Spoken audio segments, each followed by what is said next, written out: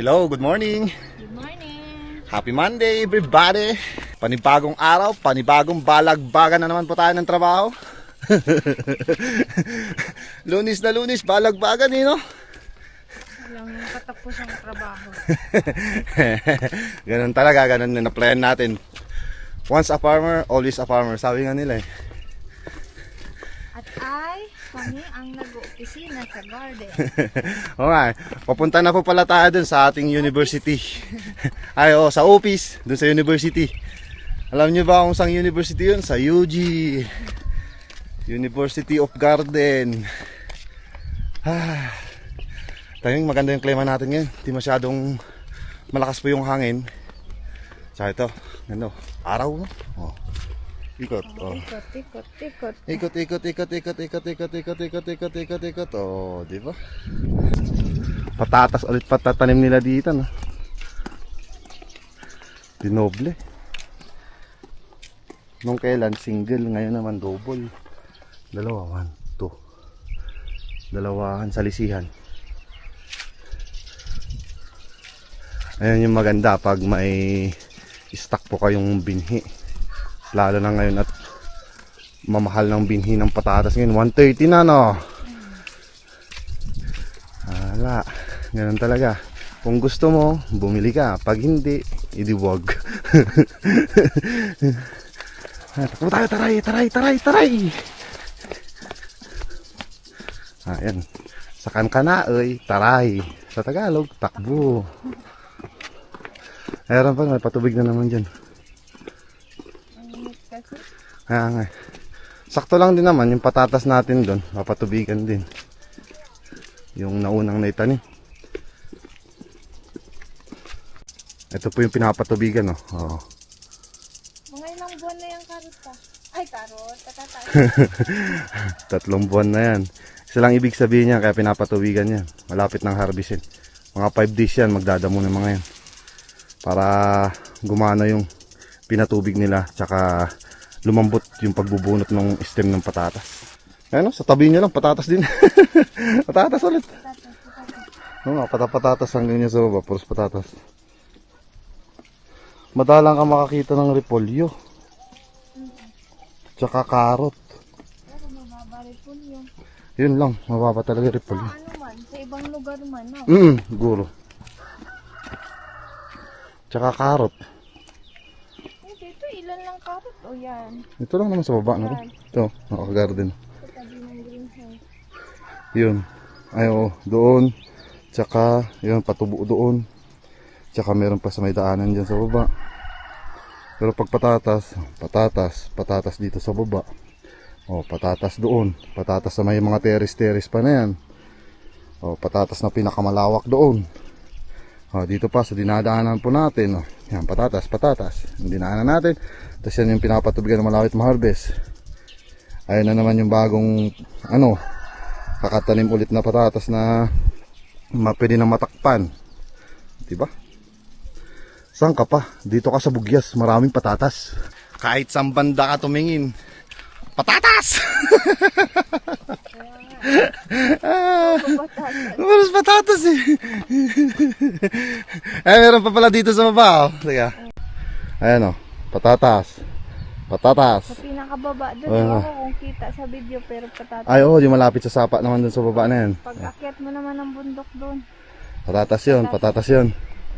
Ayun naman, patatas na naman doon. Papunta doon. Partida pa po yun. Dito lang po yun dito sa amin. How much more sa may bandang Sayangan.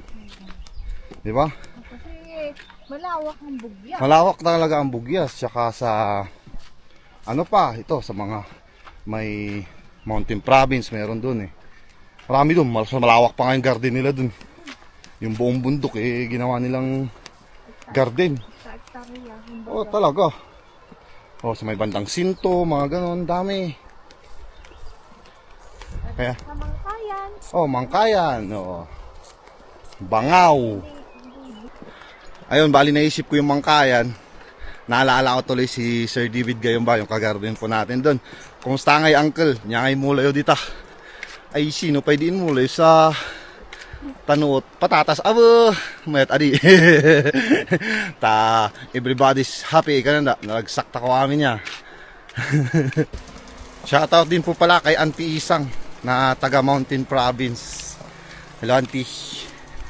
Taod Garden. Tsaka sa lahat po ng ating mga ka-garden, sa mga bago nating subscribers, shoutout po sa inyo. Ayun. Maganda yun, maaga. Intro ng ating vlog, shoutout agad. Mas masaya yun. Sino pa ba yung kailangan natin shoutout doon, ma'am? Tita Luida Ligaspi. Tita Luida Ligaspi. Low shoutout po sa inyo. John Pings Vlog. John Pings Vlog, ayun, sa Espinas. Mahilig po sa Espinas yan. Favorite niya daw ang spinach. Oo, favorite niya yun. Tsaka sino pa? Si Sir Abit Goto. si Sir Abit Goto. Si Tatay Chody. Si Tatay Noel. Hello, shoutout po sa inyo. Tsaka sa siyempre, yun nga, sa lahat ng ating mga ka-garden dyan, shoutout sa inyo lahat. Mga masisipag na nagko-comment. Tsaka sa masisipag na mga nanonood. Nagko-comment pa. Yun ang maganda. Di ba? Ay, nauna kasi si Mrs. yan dito sa harapan. Ayan, Ayun, buti na lang nilipat yung patubig dito, no? Dinala dun. Hapon may buhat ako dito, nakbo ako dito, muntik ako madulas dyan. Ayun, sa mga gusto magpa-shoutout, comment lang po kayo. Shoutout ko kayo bukas. Ayun, kayod ulit po tayo. Mandi kayod. Kaya, for today's vlog, mag-harvest po tayo ng parsley ulit. Mamaya na po yung pulunsay natin sa taas. Ha? Ba't may makukuha ba doon? Weh, kaka-reimburse mo lang kahapon pa eh. Ay ma, mahaba na. Haba na Timing. Lunis na lunis may order tayo. Mamaya na doon. Para yun yung ibabaw natin. Kumusta naman ma? Madali ba? Madali. Tapos yan may iba na isa lang pwede mong kunin. May iba na dalawa. At least, bali. Para hindi makalubog. Ito din naman po yung nakuha ko dun sa may bungad lang dyan. Yan, katulad yan, para hindi ganong kalbo. Tsaka iwanan po natin itong katulad ng sinabi ko dati, itong medyo yellowish pa. Bali ito lang yung makukuha dyan. Yan, green. Yung bumuwaghag na yung pagkakulot niya. Yan, ito, dalawa makukuha. Meron pa dun dito, 3. May isang maliit pa dyan. Yan. Diba? Dami. Dito pa lang yan. Umpisa pa lang, no? Saka talaga, humaba. Iba talaga nung na po natin, na linisan po natin. Partida yan, wala di pa po tayo naglalagay ng inorganic fertilizer katulad ng complete, no? Bali nilagay po natin dyan is pa lang, chicken dung. Organic.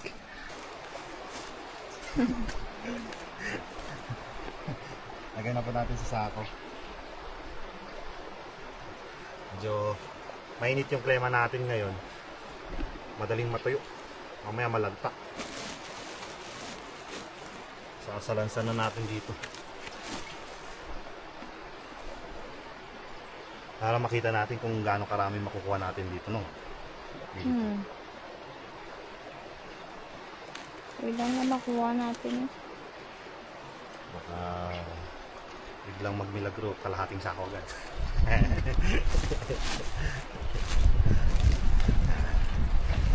Dito naipon.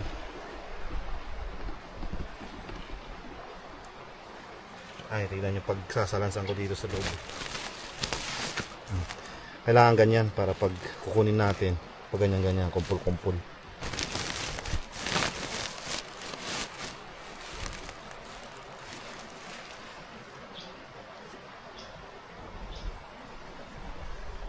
Dami rin, no?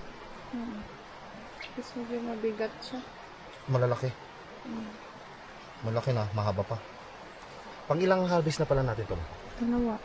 Dalawa? Bagay, nung pinakauna natin dito, nagbawas lang. Ito na talaga parang first na Kung nabuo. kung tutuusin. Bawasan. Oo, na parang buong isang plastic na. Oo. Yun. ito na ang simula mga ka-garden ng tuloy-tuloy na pag-harvest natin ng parsley. Tutuusin 3 days. Pwede na naman tayo dito. Pag yun, kuha tayo kung sakali may order ulit tayo bukas, kuha ulit tayo dun sa maiwan natin mamaya kung sakali man may maiwan. Kasi ang order pa pala natin ngayon ay isang plastic. Kahit ilang kilo, basta isang plastic. Uy. Fairness. Parang bouquet. Bouquet of parsley, hindi na bouquet of flowers. Ang dami pa dyan. Usog. Mamaya matignan mo yung atras ka ng atras dyan. Mamaya ikaw mahulog dyan ha. Hindi yan. Pag nahulog, hindi hulog. Ito talaga kagandahan pag ano, yung parsley na katulad nito na tinitriman lang po natin, yung dahon-dahon tatagal. Tsaka yun nga, yung sinabi ko kanina na huwag kalbuhin para po tumagal po yung ating parsley. Kasi pag laging nakakalbo po yan, nag-short po yung ano, umiiksi po yung anong tawag doon? Life range? Ang ganon. Yung buhay niya. May iksi. Tagalogin mo na lang. Ang ganon. Hindi, kumukunti. Kumukunti. Medyo mabigat kahit ganyan lang.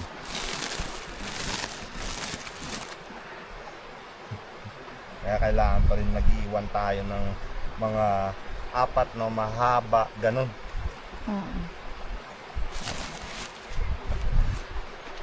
Gandaan din kasi nito.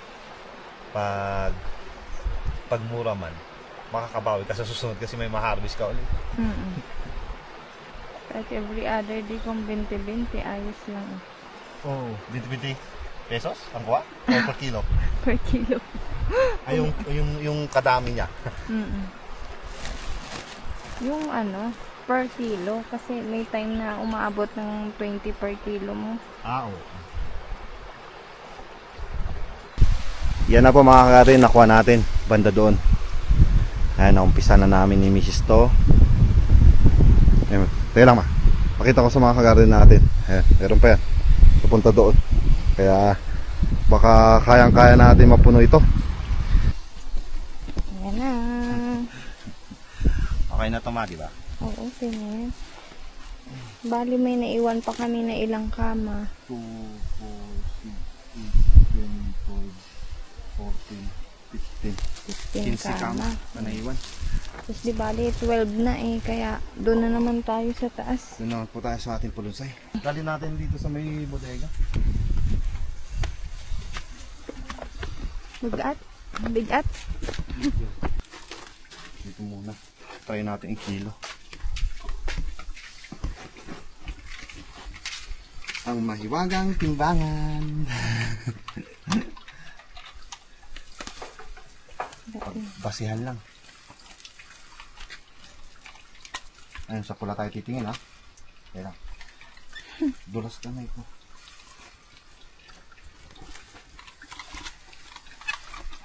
Oops, umayos. Wah. Yun na. Uy, 10. Sobra. 11.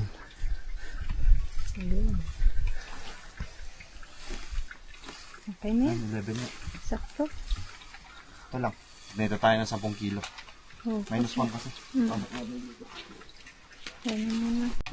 Kala ko kanina, abot tayo ng 15 kilo. Pero kung kukunin sana natin lahat yon, abot tayo ng 15 kilos. Tapos hindi pa natin kinuha yung naiwan doon.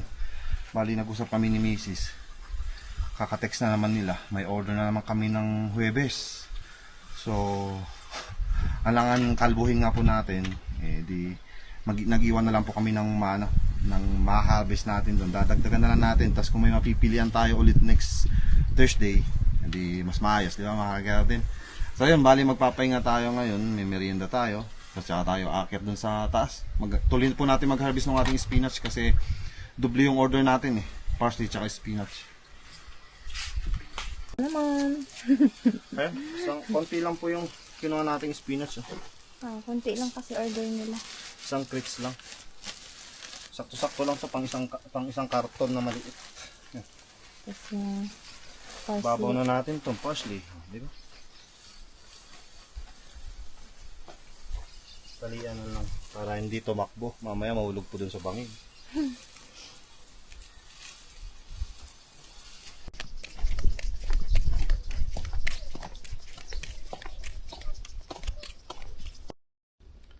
So, ito na ang ating pinagbentahan. Bali kahapon to. Kasi di ba update ko sana kayo kahapon. Kaso nga lang wala po yung pinagbentahan natin dyan. Kakarating lang kaninang umaga. So, bali ito na.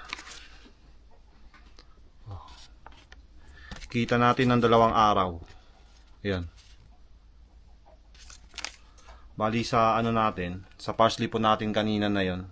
Di ba ilan ba sa garden kanina yun, ma? 11? 11. Ayun.